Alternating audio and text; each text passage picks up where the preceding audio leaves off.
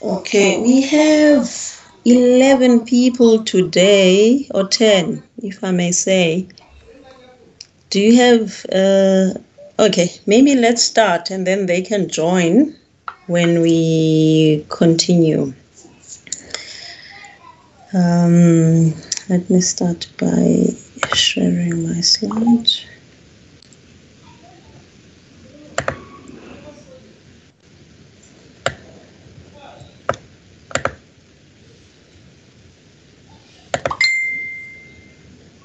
Can you see my slide? Not yet. Not yet? Not yet. All right, let me try again.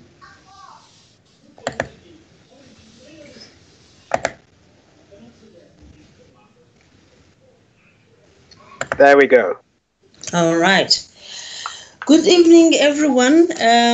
We are continuing on our journey of the real estate NQF level 4. Yeah, it's been a long journey. You know, it's yeah. I can't believe we're here today. We are going to be starting with another aspect of the real estate NQF level 4. So like we always start this, when we start a new section, we call them the learner units. The learner unit that we'll be covering today falls under the division called the real estate practice. So basically, this is focusing on you, as we all know that this qualification was targeted as from the point of view of an estate agent. But I think all of us can agree that the things we are learning are beyond being an estate agent. It's more about you understanding the environment as a property developer or any other role you would like to play. So basically, it's about how do you practice. You know, you've been told about the platform, what is out there. You've been told about the various legislation that govern what happens in this area. Now we are looking at when you actually are running your business, what are the important things that you need to look at? As we've already discussed, that the exit level outcomes for this course in its entirety are these three things: analyze, evaluate, and apply the real estate code of conduct. We did deal with that. Demonstrate the knowledge of the real estate environment and the various laws, rules, and regulations. That is what we're doing when we're looking at the legislation. Now we are looking at performing the real estate function. So we're getting close. The real estate practice has 4 modules. The first one is the marketing strategy for a new venture. And then the next one is sales and marketing of real estate. We're also going to deal with the business principles in real estate transactions. We'll also look at financial advice in real estate. We also look at office administration. So when talking about financial advice, it's more about inward looking now, not necessarily outward looking. And also, how do you develop yourself as a business person in real estate? After we finish, so with this week, we'll be focusing on the marketing strategy. And the learning outcomes that we expect from this module is to be able to demonstrate knowledge of marketing concepts applicable to a new venture operation. Also to analyze the product service requirements of the target market of a new venture, to demonstrate an understanding of the market research process and interpret the findings relevant to the new venture, to develop and implement a marketing plan for a new venture, and to evaluate and modify the marketing plan. And these are the topics to be covered: introduction to the pre-marketing principles, what is the background when you're developing the marketing plan, going to discuss in detail the actual marketing plan, and then how do we do the execution, and we close off by developing a business plan. for this particular business. So what we are doing now, we are combining both real estate and new venture in one, but this so the focus there will be more as a new venture in real estate, not just a general one. So what is marketing? Marketing is looked at as the art of selling and advertising. It is what you provide to satisfy consumer needs. So marketing is more than just sales. There is a whole big thing that happens before you get to the point where you are actually selling. And we will see that during the course of the week. The activities that are involved is to get your potential customers' attention. So at that point in time, you haven't made a sale. You motivate them to buy. There's a whole host of things that go in there. And then you get them to actually buy. But then what is important for the business to succeed is for them to buy again. So you need to have a reliable source of income. So basically that's what marketing is. At the end of the day is to make sure that you have buyers who buy into your product, who actually believe in your product, and you make sure that it meets their needs. And so for you to meet their needs, you must make sure you monitor as the needs of your target market changes and make sure that you can respond. So, there is a lot of work that goes into making sure that you always on point when you are in the market for whatever product, not just real estate. So it's about how you define your product, you promote your product, you distribute it, and you maintain a relationship with your customers. There are three basic concepts in marketing that we need to look at. That's what forms the basis of marketing. The first one is the needs, as we've just spoken in the previous slide. So every human has needs ranging from different, from basics to the higher ends, which we classify as self-actualization. And you use certain goods to satisfy these needs. So the needs predate the marketing. So you first need to understand what is needed before you can decide what you're going to market. So needs cannot be created through marketing, but it can be satisfied through marketing. As an example, a person may need to rent a house, which is a genuine need, but has a particular taste in different renting options due to complex factors as individuals, which look at what social needs do you have, geographical, religious influence, which are some are referred to as perceived needs. And you also have other additional requirements based on the location of the property, the pricing, and the status. So you can see here clearly the hierarchy is changing. You started off just wanting to rent a house, which is like you just needed a shelter. But then now you're looking socially, what is important to me geographically. And then it's also important, my address, what location, and, so when everybody goes out to look for a property, but we are all looking to satisfy totally different needs. It's a diverse area, and also as a property developer or as anyone, a practitioner in real estate, it is important also to know that you have a target. You know the space you want. What is the corporate strategy for you? What are you planning to focus on? Because each sector or each need you want to satisfy, you need to understand the complexities and the target market that you're dealing with, because it's a group. It's many different groups. So you can't say I'll just play in any sector in real estate. You need to understand the sector you want to operate in. The art of good marketing often lies in preempting the need, therefore having the product available when the need arises. So you don't wait. Sometimes you need to awaken your consumers to a need that they probably were not even aware of. So it's important that you preempt, you go ahead of time, understanding what is happening. We went into lockdown. It required great thinking, quick thinking in terms of, what are people going to need. So if I was telecom, it's not in real estate, but I'm just giving an example. The president announces that you're going to lockdown. Telecom sales department or any other service provider for that matter should make sure that there's the little population that can afford Wi-Fi but don't have it. You capture that, because now it was no longer a luxury, it became a necessity, because most people, you find that the companies they work for have Wi-Fi.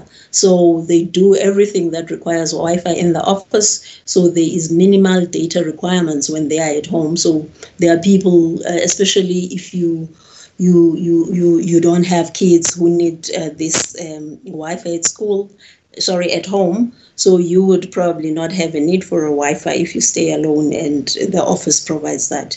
Then you can just spend, just a little amount. There are products with Abo Vodacom where there is that midnight owl product where you can use your free data or very cheap data between midnight and 5 a.m. So those are some of the things. But now with lockdown, we found ourselves looking at Wi-Fi differently. Therefore, that was an opportunity to actually look at that. Another opportunity that came knocking, we're talking on Teams now. Most of us found out about Teams during lockdown. So it means that there was a quick response towards lockdown by these companies, the various companies that are providing this platform. And it is a thing now that is happening. So, that is what you need to look at if you have a business. You should be able to identify the need correctly in relation to the product. You should be able to create the perception of a need that will suit the product. As we are talking about needs, there is no way we will not be able to refer to the Maslow's hierarchy of needs, because this is the best way, where you make reference to the needs. We're all familiar with this. We have your physiological needs, which are the basic needs that deal with your food, your water, your warmth, your shelter. And then you have your safety needs. Those are also considered as your basic needs. And then there is the need of belongingness and love needs in terms of intimate relationships and friends. We refer to those as your psychological needs, together with your esteem needs in terms of prestige, feeling of accomplishment. And the highest need on the hierarchy is self-actualization, achieving one's full potential. So we're talking about, you want to be the first billionaire, those are self-actualization. You would like to be the president because, you've achieved most of the needs already in your life. And then now you're looking at those things that I would like to achieve this. The first, man in the moon, the first whatever. So those are the things that actually help people to achieve greatness. You push yourself to achieve your full potential. So it's not just about making money, it's also, developing, if you're in the field of science, coming up with breakthrough technology to do things differently. So those are some of the, so that's when you are looking from a marketing point of view, it's important to definitely understand that so that you are able to respond to the needs accordingly. Because to a certain point when you're dealing with people that are looking for prestige needs. It's more, they tend to be more luxurious items. And when times markets are not really good, then you kind of lose people in those products. Not everyone, but you just need to be aware and then try and cater for alternatives to what they usually people in that area were looking for. The second concepts that we are talking about is the products, which this is these concepts are basically the foundation of marketing. The products, like we said, the products satisfy your needs. So firstly, you need to have a need, and then as a supplier or a manufacturer of goods running a business, you need to find a product or a service that is going to satisfy that particular need. So it could be goods, it could be services. Some products are a combination. For example, when you go to a restaurant, you are satisfying a variety of needs. You are going to satisfy your hunger because you're going to get a plate of food, but then also you relax. If the ambience of the restaurant is good, then you also find yourself enjoying just the atmosphere.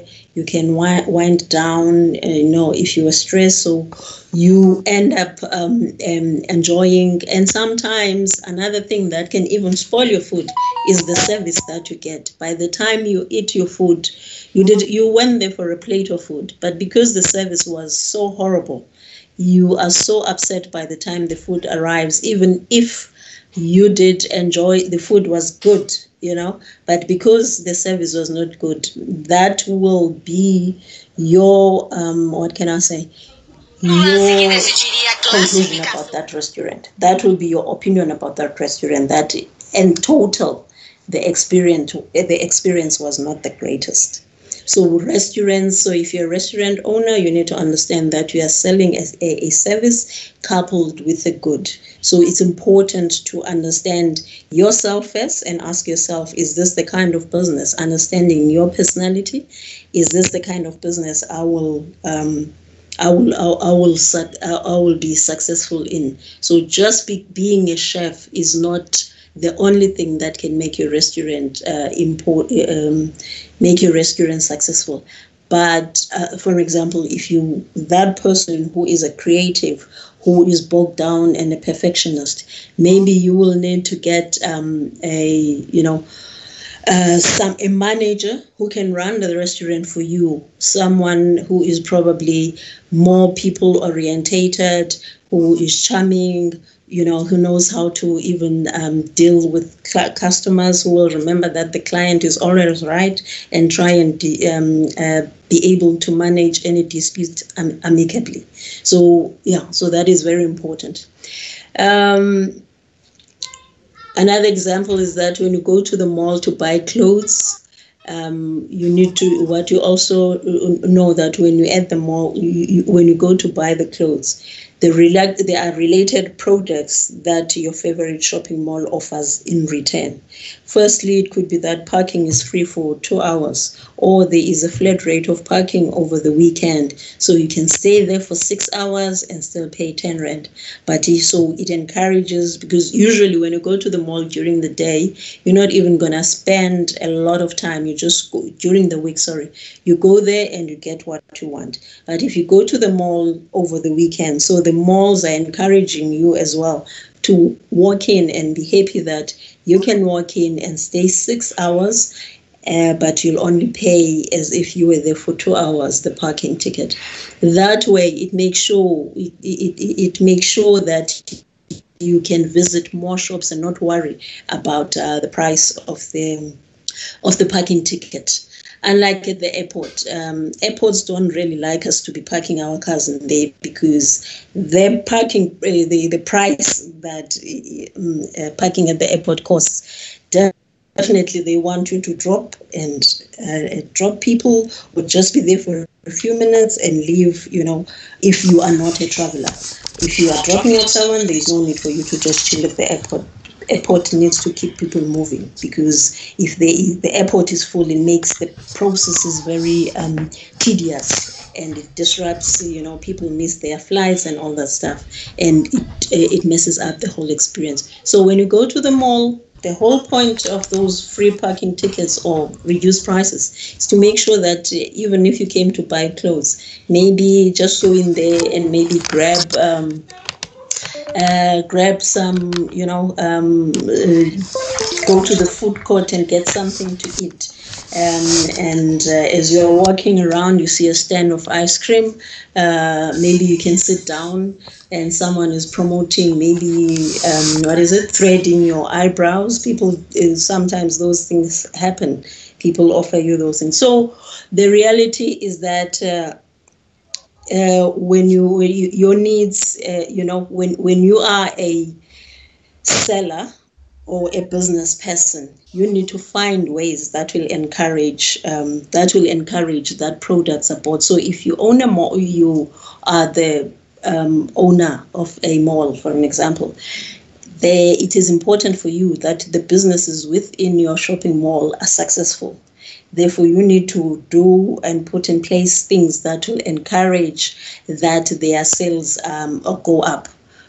So it's not just about the person who owns the shop, who actually has to make sure their items are sold, but also as the property developer who owns the shopping mall, you do things that encourage that business continues within your mall. And then the last concept is the concept of value exchange and transaction. What do you mean about that? This is the actual act of buying and selling. It is the way in which people are able to obtain a product, such as a property, to satisfy their needs. Exchange describes the act of obtaining a desired product from someone by offering something in return. Once agreement is reached in terms of exchange, a transaction takes place. We can say a transaction has taken place. The value refers to the relative or perceived value that the product has because of factors such as pricing, such as availability, such as quality, and such as status. So people are looking for different values from a product. So as much as you're gonna pay a price, but there is also something that you are paying for. You are paying for quality, you are paying for status, you are paying for convenience. There are a couple of things that you actually gain in that. The manner of transaction becomes part of the marketing strategy as there are certain needs attached to the terms of exchange. Value is also closely linked to the manner of transaction. And how does your need in terms of exchange differ between obtaining a property to a hamburger? Like we just said, what value are you deriving from a property compared to a value that you're going to derive from buying a hamburger? How are you going to transact? The convenience, property is a huge investment. You don't expect someone to be holding cash, or hence there is that, what can I say? The patience, and also the way even the contracts are structured. We did talk about suspensive conditions and resolutive conditions when we're talking about the contracts of sale under the contracts of law, that you give people time to source the financing. Because if you don't do that, that South Africa and generally around the world, most in developing and in some developing countries with established financial sector, then there is the issue of bonds, getting a bond for your property. So you need to allow time for the banks to actually get through their processes. But when you sell a hamburger, you want your money cash like now or you want your money now because someone is going to eat the burger and forget about it. So yeah, it's important, and the turnover is quite high compared to selling properties. Our first assignment or activity for today, we're saying the purchase of a house is not simply a means of a roof over your head. Identify the need-satisfying properties that a house has for different people. Identify at least 3 types of consumers in your discussion of the concepts and compare in a table. So what we're saying is that you will have 3 different types of consumers. So definitely we need to try and identify, the need for one. So we need to try and identify 3 different needs. Everybody is buying a house, but the other one, is their need is one thing. We did discuss earlier on the Maslow's hierarchy of need, and then what kind of product will satisfy, what kind of house will satisfy the different kinds of needs, and then what form of exchange is going to happen in there. What are you giving? What are you giving? You're giving a property, but what is the person receiving in return? Yeah. So who would like to give this a try?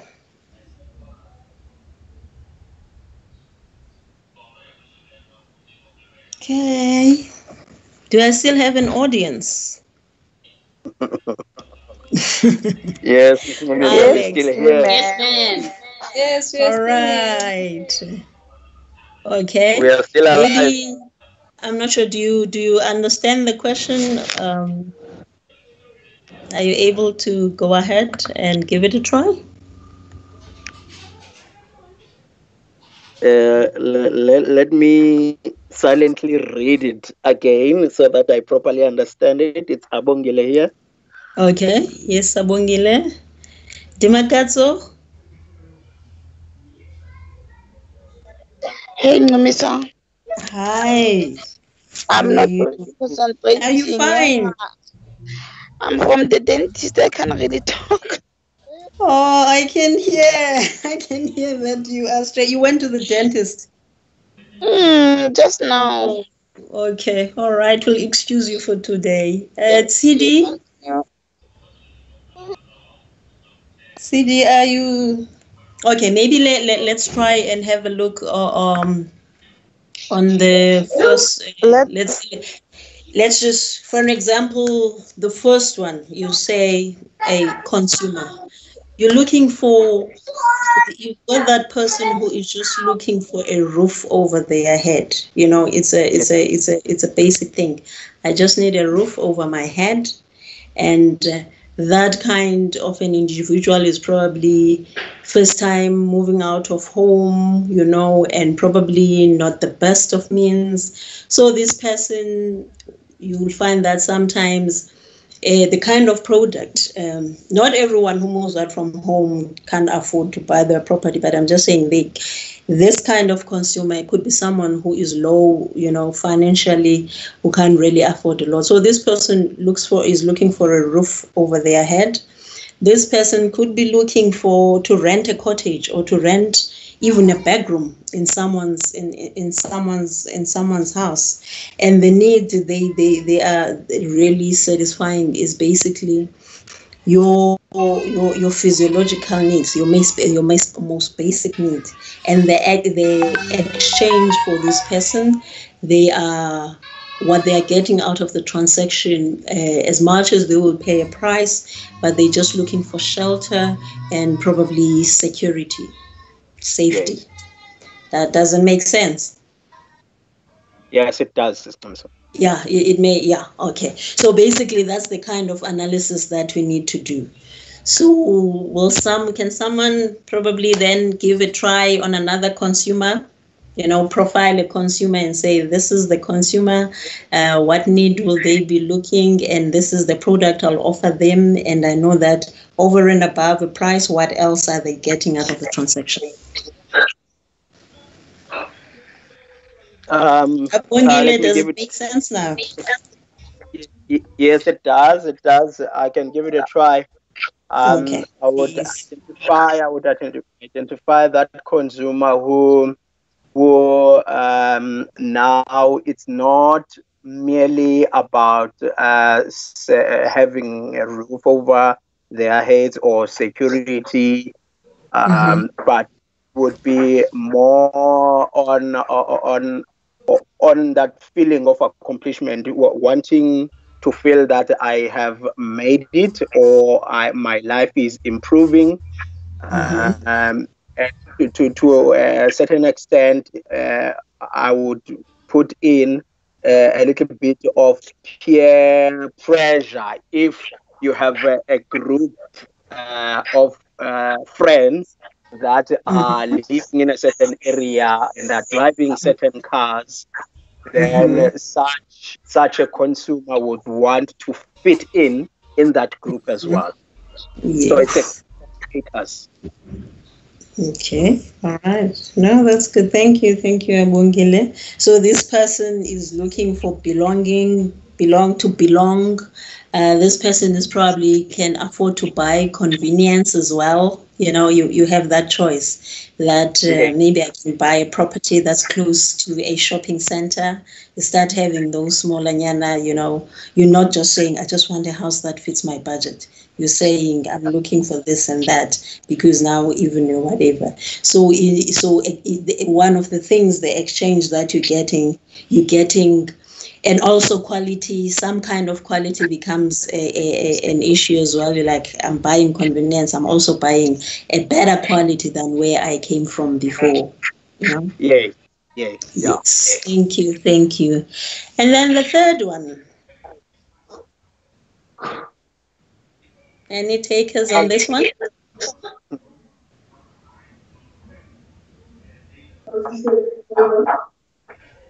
All right. Who's someone? It sounds like someone want to say something.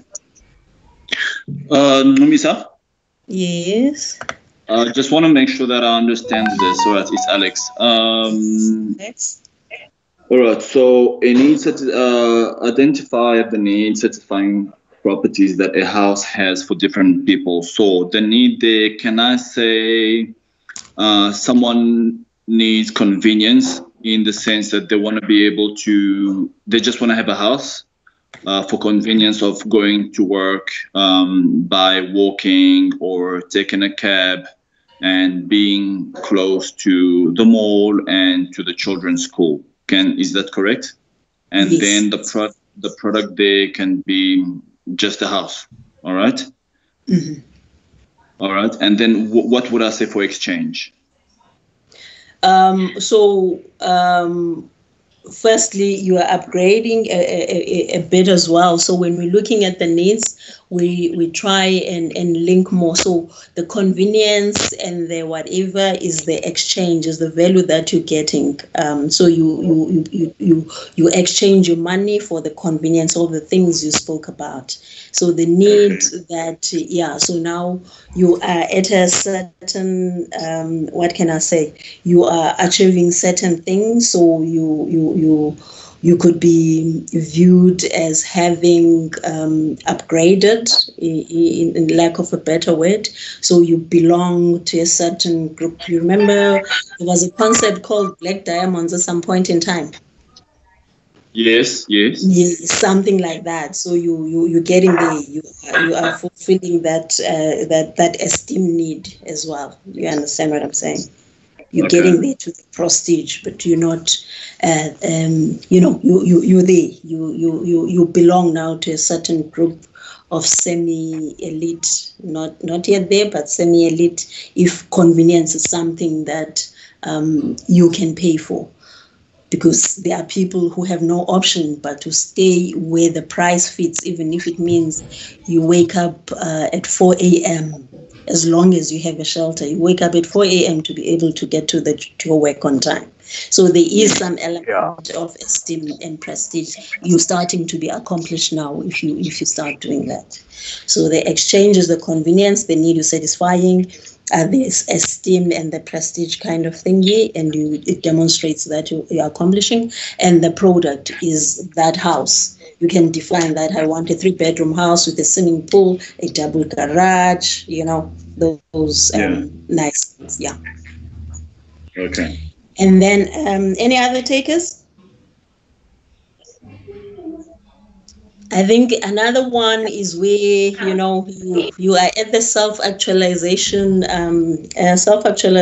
level.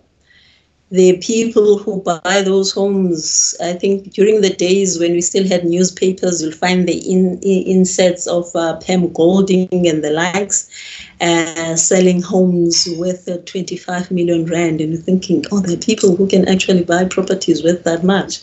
So, those people buy a location to start with, a Houghton estate or a golf estate somewhere, in Cape Town, the Camps Bay homes that are facing the ocean-facing properties and all those things. So those individuals are more at that self-actualization level. They self-fulfillment. You've worked hard, whatever. So that is self-actualization, and what you are buying by virtue of you being there is a level of status that come with you. You understand what I'm saying? There is a status that you attain, but just by staying in a particular address, So those are some of the things. And the product, like I've said, is the mansions. You see these people driving out and they're about 4 people, but the house looks like it can fit 30 people. But it's just that, and the help in the house. But you know what? That's what they were dreaming of, and they are fulfilled now. They've achieved what they wanted in life, and it is an investment after all. Hopefully, you will be able to realize it when whatever, but at least it is a property that is sitting in there. Okay, so is everybody happy? And okay, can we move on? Any questions? Okay. We can move on. It's clear now. Thank you. Okay. All right then. And then the next concept we're going to look at is we are doing a marketing plan. So for you to have a marketing plan, you need to have a market that you're going to market this plan to. So that's what we'll be looking at. So many businesses become excited about what their new goods or services can do, but forget to assess its value to its customers, because that is your market. So a business can succeed only if enough people recognize the value and are willing to pay for it. So then organization should begin by asking customer and market questions such as the following. How will it benefit the customer? So what is the customer looking for? Go back to the need. Are they getting status? Are they getting safety? Are they getting, a shelter? What exactly is the customer getting out of it? How many people? And I think what is also important, if you play in the space of people who are looking for status, you need to understand those individuals and have something that talks to them. So you can't use a one-size-fits-all marketing plan. And in the different the values that you are proposing, define who you are proposing it to. You can't propose the same thing to different consumers. How many people stand to benefit? So this way you are trying to assess the size of the potential market that you are dealing with. Is the market stable or is it growing? So if it is stable, who am I? Do I already have a market share? If it is growing, then if it is stable, am I comfortable with the share that I have? What am I going to do better to make sure that I retain or try and steal from others as well? If it is growing, also you must know that you must up your game because it is very attractive to new entrants. So it is important that you understand what is happening in your market. Earlier on when we started, we were doing that understanding. Is it the buyer's market? Is it a seller's market? Okay, if it is this, then I can push prices. But if it is this, then there will be a lot of negotiating by the buyers, because it is a buyer's market. So those are the things that are important. But also, when we're talking what percentage of the total market could the product reasonably hope to capture over the next year or few years. So when you're making this investment, it's not a once-off thing. You need to also look ahead and see how sustainable is this going forward. You can't just think about today I'm selling this and that's it. Hence, you need to, if you went in and participated in the market due to COVID and participated in the PPE sector and provided PPE, somewhere in there you need to have your other strategy should a vaccine or a cure be found and then PPE is not in so much demand. What are you going to do?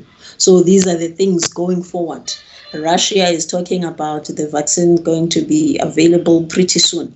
So if that was the business, that you were in, you need to see, okay, with this capacity that I had, what can I do? Because now the market is going to kind of, not necessarily the demand will probably reduce a bit when we have the we have a vaccine for COVID-19. Is there another product available in the market from competitors? So how is the competition looking? How is your product compared to the competitors? So you need to put your ear on the ground and understand, what you think your competitors are not doing, and then you get into the space and make sure that you obtain that competitive advantage over them. So it's a process. And then are potential customers aware of their need for this product or service? Is there a need that is it latent or is it undiscovered? So sometimes up until someone shows you something, you probably never even thought, these days convenience is sold all the time.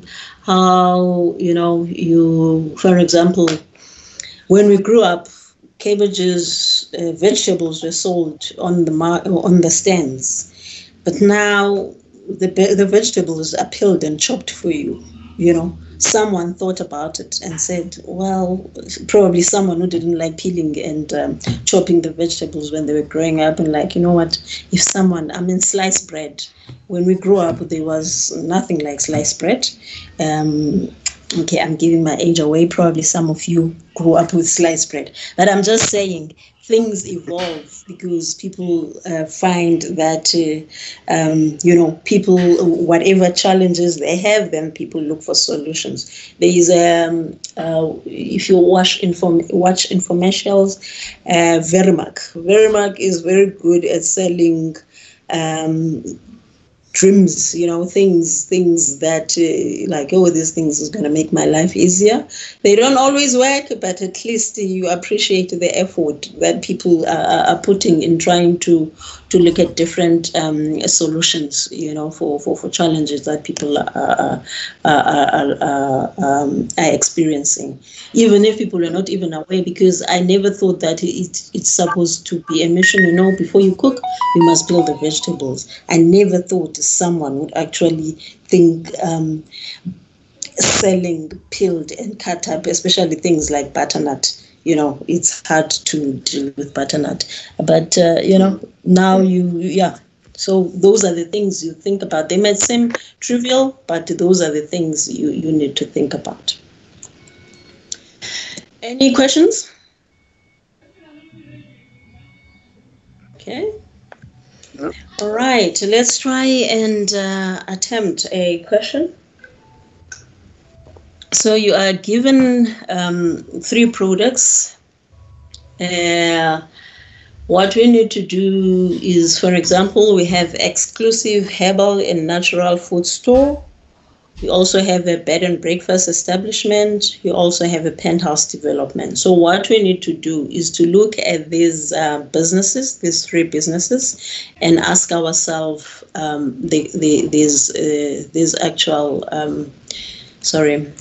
these questions. Let's try, and the first one, I'll just go back to the slide so that you can see the questions. An exclusive herbal and natural food store. Who would like? So the first question, how will it benefit the customer? What do you think? What do you believe the products? What kind of products and what do they do for customers? A product sold by a herbal and natural food store. Hi, Mr. Abongile. Yes, I Abongile. think on my marketing plan, I think I would feature the line of the products not having side effects since they are natural and herbal. Mm-hmm. Yeah, definitely. Thank you, Abongile. And how many people stand to benefit? What is your potential size of the potential market? What is currently happening now out there in the market? I think the market is there, not by basing it on any stats, but by just looking at the lifestyle, human behavior. I think there are many people that would appreciate such a product because people are sick, especially now with Corona. With Corona, people that were not big friends of green eateries, your spinach, your cabbage. Now, because they were scared of Corona, they were loving those things. That's very true. Eating raw onions and garlic, you're like, yeah, Corona has showed us things, the concoctions we saw out there. But you're absolutely correct. You're absolutely correct because, yeah. And then, is the market stable or growing? Let's see. It's growing because as the years go by, we seem to be experiencing more diseases, and people are actually waking up to eating healthy. So I think my product, my herbal product, would be in a growing market. Yes. I think we're also seeing the trend also in medical aids. They push for more preventative than, curative solutions. So if they can, like you see medical aids, I think Discovery, you get points for shopping healthy foods at some shops if you use, so they can track your behaviors. And for them, it's like, let's give this benefit so that we don't have to deal with the after effects when this person actually gets sick. I'd rather reward them now for eating healthy. So, it's you're correct when you say that it's a growing, people, we are awakening to this. We are really awakening to this behavior. And if medical aids endorse it, then you start also believing that, in fact, this is definitely good for me. And you start, you also continue to practice such behaviors. Exactly. All right. Yeah. What percentage? Okay. Let's see. You want to attempt that one? What percentage of the total market could the product or service reasonably hope to capture over the next year or few years? What percentage of the total market could the product or service or reasonably hope to capture over the next year or few years? I'm not sure I understand the question. I think it's becoming quite specific. You really need to now have gone deeper into understanding. I think what also came up when we're talking about what we'll achieve, there is going to be a lot of researching that's going to happen in this module. So I think the fact that you said it's growing, so now it will call for you to going deep. So when you actually do the exercise to try and understand what is the trend in the market, there will be. So we'll leave that for the actual exercise when you do it on your own, but you can just go and research more about this sector, herbal and natural food store.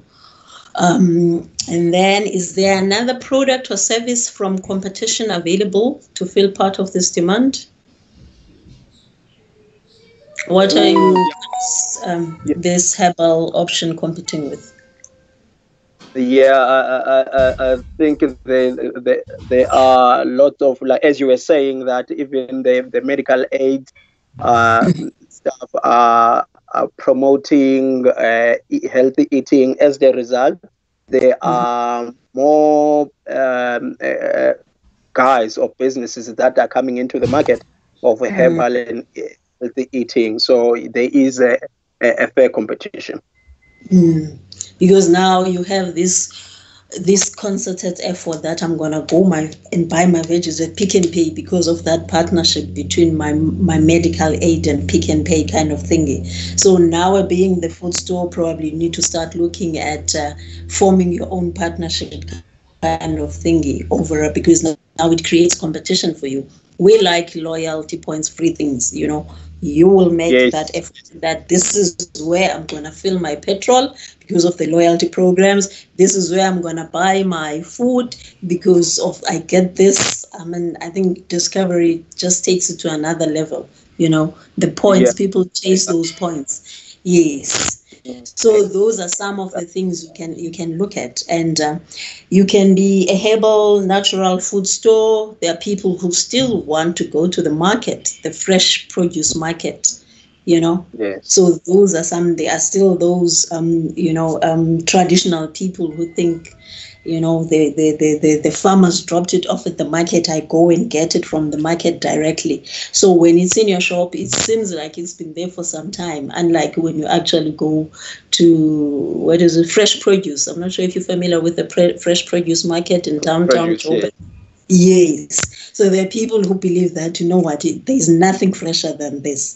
So those are some of the things that you need to look at and say, how then do I change my image to create, to create this thing that even if you get it, mine can still be fresher. You understand what I'm saying? So probably, So you probably market it and put it out there that we get our produce. Just put it something in there that we get our produce delivered every Friday morning, and people will come Friday morning directly from the farm. Yeah, understand? Exactly. Yeah. You know, it's just how we perceive things as people, and if you believe it, you will behave according to what you believe, you know. So just that line that says, and now when you get there Friday morning, you see trucks offloading, you're like, okay, it's fine. I'll only come here on Friday mornings to come and get my groceries, my vegetables. It saves me a trip to go down to downtown Joburg. At least there's convenience. I can get it close by, but mine also comes directly from the farmer, you know. Sure. Yeah. Are potential customers aware of their need for this product or service? What would you say? Do you think people are aware that this is a product that they need? Yes, as we were going through the points, we did touch that people are waking up to the fact that they must start eating healthy. It's becoming fashionable, it's trendy because of diseases, because of lifestyle trends. So people are aware rather that there is a service like this, or there is a product like this. No, I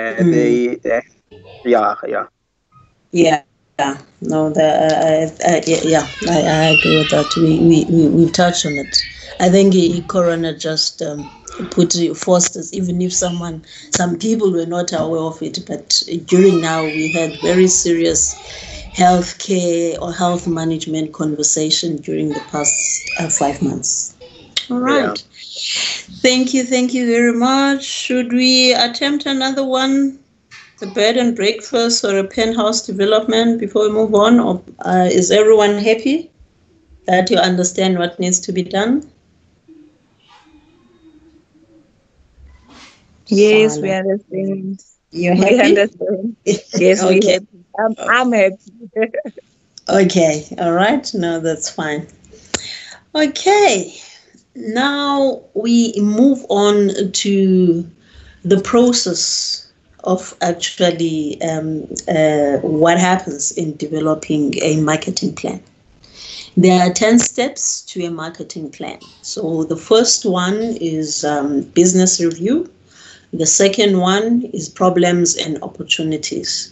So what we refer to as those two are referred more as the background to the marketing plan. The third one is the sales objectives. The fourth is target markets and marketing objectives. The fifth one is plan strategies. And then the blocks at the bottom is how, you will actually analyze. We will actually do it later on, but these are the tools that you use, or the kind of things you look at when you actually do your analysis. So for the business review, you will look at the scope. What are the company's strengths and more competences and marketing capabilities? You also look at what is the market and product review for this particular company. So, but we'll go through the whole process to try and understand what we are talking about. So that is step 5, and then step 6, you will have communication goals. You will have the next one is the target marketing topics, and then the next one is to look at your budget.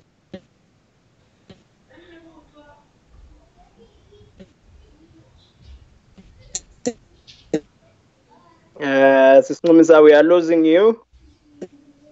I'm not sure, is it just me? No, it's not you. No, I it's thought not. it's the network also. Yeah. Misa?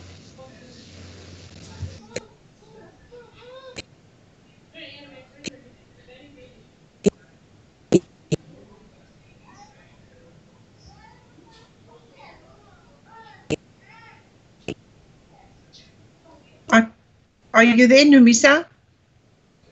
You can't see. Numisa, you're gone.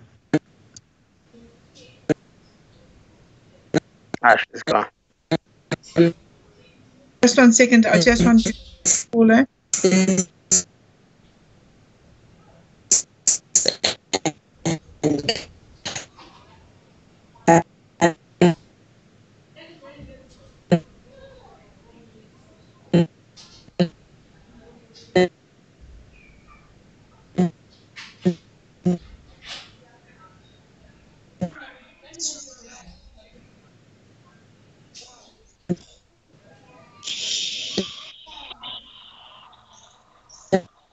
Just 1 second.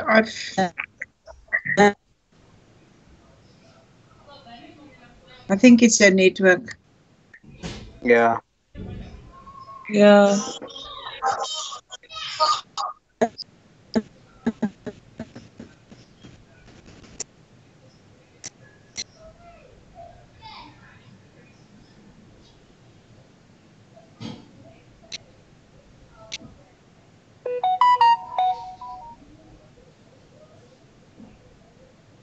Sorry, guys. Just 1 second. Be patient. Thank you.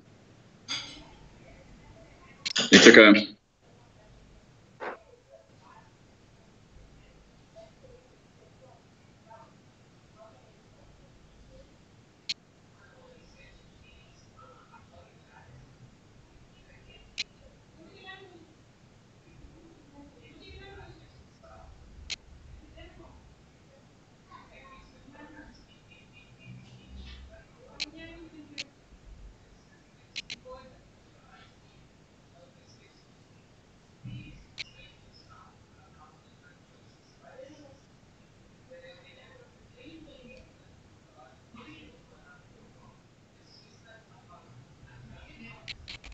And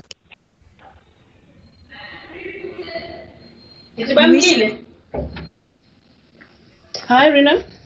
Are you back? We didn't hear anything. Sorry. No, that's fine. I was away. So can you hear me now? Yes, we can hear you now. Yeah.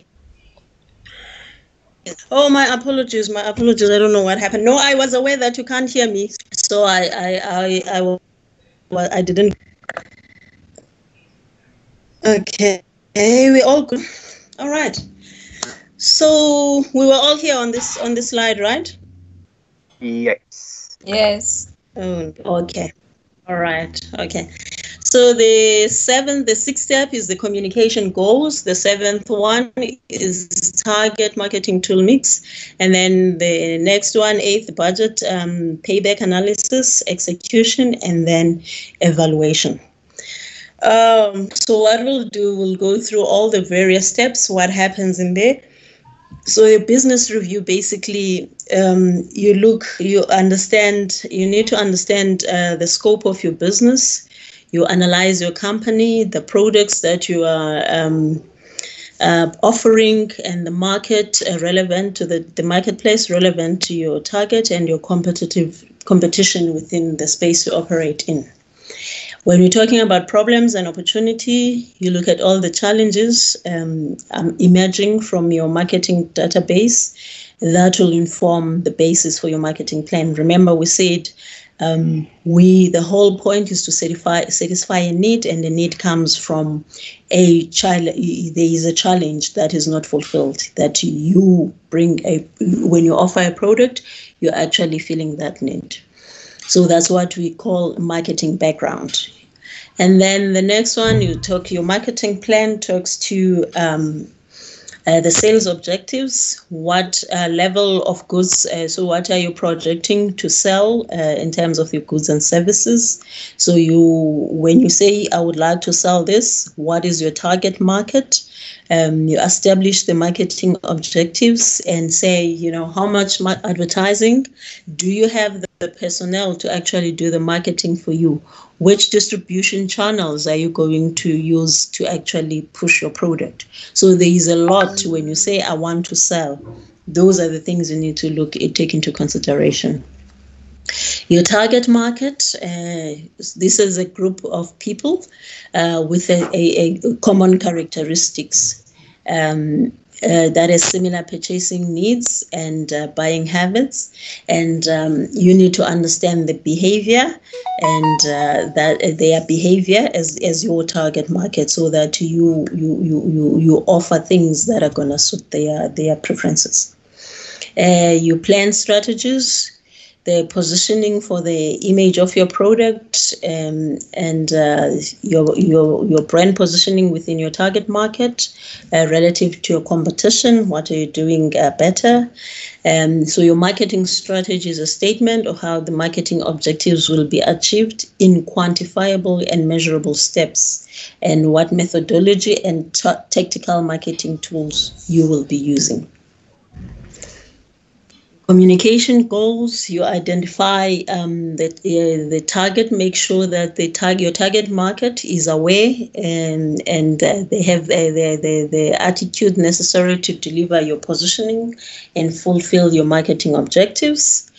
What are we talking about when you're talking about your tactical marketing mixed tools? We're talking about things like your product, the naming, the packaging, the pricing, the distribution, promotions, advertising messages, and media, merchandising, and public relations. It's a combination of all those things. And then everything, is a dream until you can implement it, and implementation requires money. So you need to be very much aware that you need to have a budget for that, the total cost, the actual implementation of your marketing plan. Companies like Coca-Cola always I always asked myself, why do they continue marketing? Because it's like 90% of the population in the world drink Coca-Cola, but they do not run short of adverts. And the reality is that Pepsi had the higher market share.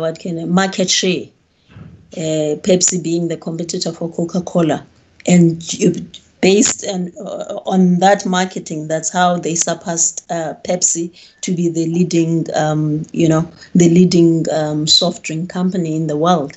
And I guess they know they've done it and removed someone before, so they don't want to befell the same, to fall into the same trap. So that's why probably I think is one of the most aggressively marketed. Coca-Cola is one of the most aggressively marketing company out there, and knowing that people who drink Coca-Cola, they hardly defect to anything else.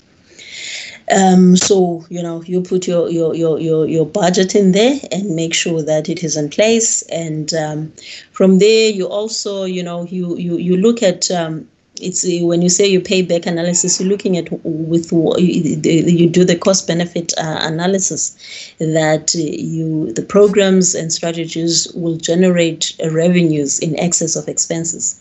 So you should be able to recover your marketing your actual marketing cost when you also over investing and still not achieve that. So it probably means your strategy is not working. You didn't do a thorough background analysis, background to your marketing. But what is important, you must know that marketing is a cost of doing business. So it's important that your sales, or whatever amount you inject or the percentage that you inject in your marketing, you are definitely going to get your returns on it. And then you have a proper calendar in terms of execution of your marketing plan. Remember, a lot of things are seasonal. Christmas is a time where people, tend to buy more because of the nice mood and everything. So what are you doing as a business during the Christmas time? At what time do you plan your sales and how do you market them? All the different things. So you need to have a calendar. All of these things, so they don't happen by accident. That sales are targeted at a particular point, all the things you bought in Christmas, January, they want to make their money. If it didn't sell in December, the chances of it selling in January are very small because people have spent a lot of money. So that's, for you to make sure that people still come back and clear your stock, you put in sales and you discount the prices, so that at least it's better to sell it at a lower price than not to sell it at all. So when you have a marketing plan, you need to be clear exactly the timing of the different things. What are you targeting? What happens? Schools are opening. When the schools are closed, what if it's something, it's a product that you offer to, what can I say, to families, when schools are closed, what can you offer? So generally those are the things. And then execution, it's exactly that. When you actually do, you make sure that you get the product, and the product, you make sure that the product is available at the store. You've done all your marketing, so now people must find the goods on the shelves. Because if people keep going and they don't find the goods, then even if they were interested, once they are there is a need that they are calling with the alternative, and you whatever implement any and look at what worked and what didn't work, so that going forward, you know what you need to improve on, what you probably need to let go, and what you should keep on doing because it works for you. So whatever you do in a business or generally even in life, you need to always look back and say, oh, ask yourself 3 different questions. Who is it for? That is your target market. The scope, what does it do? So what does it do for my target market? And how is it different? So we're talking now from a competition point of view. How are you going to put your target market? Like we said, we look at the consumer behavior is the process and activities people are involved in as they move through the purchasing decision-making process. Consumers behave in certain ways and change their ways over time due to many factors related to social, personal, and geographic, psychographic trends. So basically, in a specific target market needs to be established. So for an example, in real estate, you profile your buyers for the area. So you know the people who would like to stay in a particular area. You know, you make sure. So when you are delivering a product, you're like, I'll focus in properties in Pretoria East, for an example. But then you also need to dig deep and say, you become more specific and say, what type of properties am I looking for? Am I looking into estate living?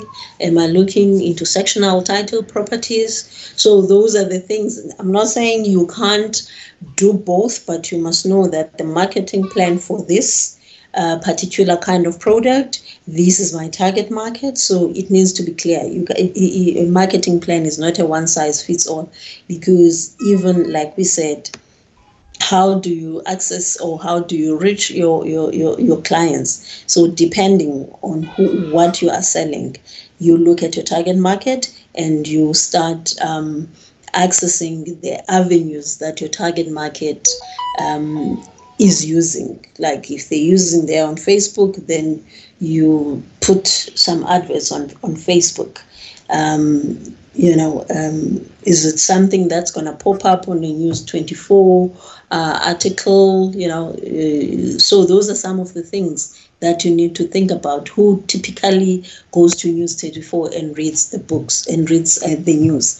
Then it's probably business people, more mature people who literally go and read the news and be like, okay, I will put the more high-end properties in the news to Facebook. It's more a younger generation, maybe not really that young, or probably Instagram. So those things, those are some of the channels you must think about.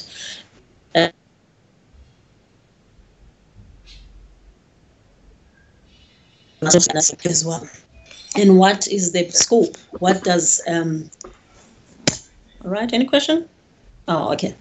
So when you analyze the scope, if you remember when I was showing you that busy diagram showing the various steps that we follow, if you look, I said the blocks at the bottom, they actually look at how you do the analysis. So here it is when you're analyzing the scope under business review.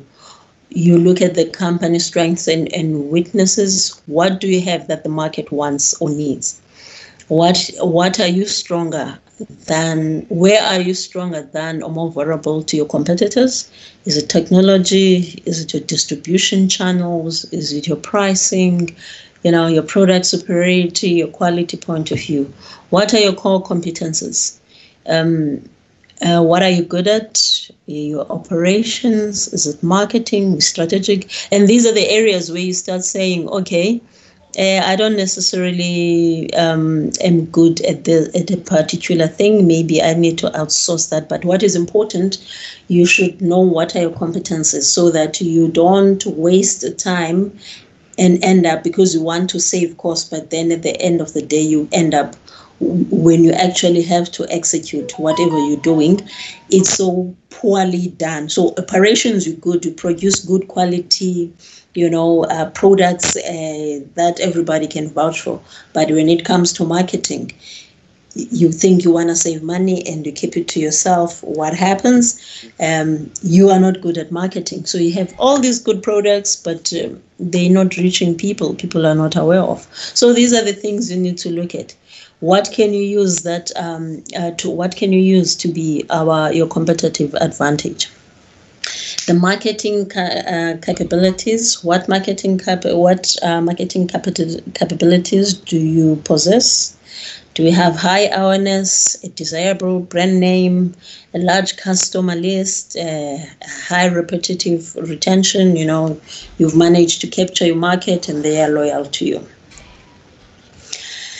What's going to happen now for a couple of the exercises that, okay, before we start here, any questions on in the background of the marketing plan, the business review specifically? It's fine. Okay. What's going to happen for a number of activities? Hi, yes, my dear. Hi. Yes. I just want to find out. To understand. Oh, what's happening there with my sound? I think I can get. Okay, I can hear you too. Okay. Okay, we're fine. We can hear you. Yes. Okay, we need to understand the market as we are doing our marketing plan or marketing review. I want to understand, can we create the market or stimulate the market? I'm saying that because I've been observing most of these big property developers, your Baldwin, your Century 21, your Ralston, all these that are developing huge developments, that they will go to an area, they have reached a point where their development or unit prices are way higher than your affordable level. But they go anywhere, they buy land anywhere and they develop and people flock to those areas. And I always wonder, what makes them certain that people will follow them and people still follow them? Are they creating or stimulating the market? What happens in such? It's just interesting to watch and observe. One thing